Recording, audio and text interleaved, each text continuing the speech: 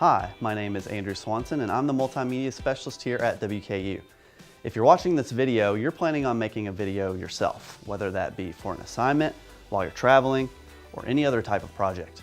This 3-part video series will give you the foundational knowledge to easily create awesome videos on your own. Let's get started.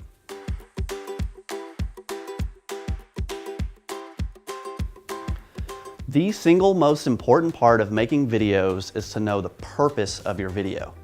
Why exactly are you making it? Are you trying to inform your audience or persuade them? Or are you trying to tell a story? If you're making a video for a class, you should have some guidelines on what's expected from the project. But otherwise, only you know why you're making a video.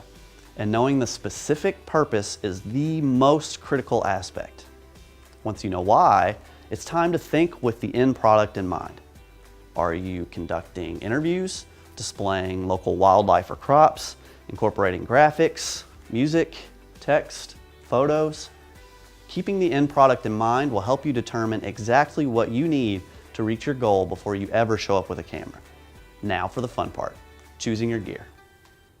Different situations call for different types of gear.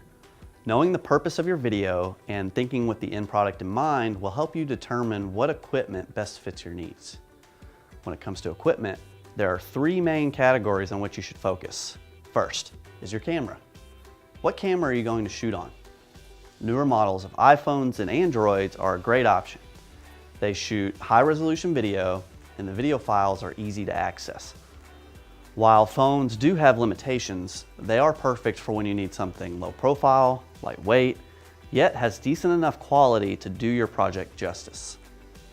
If you're comfortable using a more professional camera, using something like a DSLR or a mirrorless camera tend to have better looking video but require more forethought, such as recharging batteries, setting the right settings, and getting the files off of the camera onto a computer. Number 2, stabilization. What I mean by this is preventing the camera from shaking. When you have a stationary shot, you can use a tripod like this or this.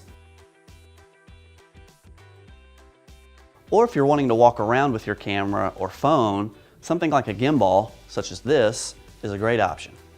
It allows smooth movement and eliminates the shaky camera look. Lastly, audio. Audio is by far the most important. While there are many options for audio equipment, if you want to capture a person speaking, the best option is a lav mic. This microphone allows you to attach it to the subject with the wireless transmitter while you attach the wireless receiver to your camera, giving the subject freedom to move around. Whatever you do, do not use the internal microphone on your phone or camera to capture audio from a single person while shooting video at the same time. I repeat, do not use the internal microphone to capture a person speaking and shoot video with the same device. However, if you want to capture the sounds around you, feel free to use the camera's internal mic. Although I would caution against defaulting to this method of audio recording in most situations. If you have experience and are comfortable using a shotgun mic, those are a great option too. Again, knowing the purpose of your video, thinking with the end product in mind, and getting equipment that best fit your needs will set you up for success before you ever film. If you need guidance on how to operate some of the pieces of equipment we have, visit the equipment tutorial section on the CITL website or schedule a group workshop with me by emailing me at andrew.swanson@wku.edu. Now it's time to capture some video. Click on the next episode to learn what to do while filming.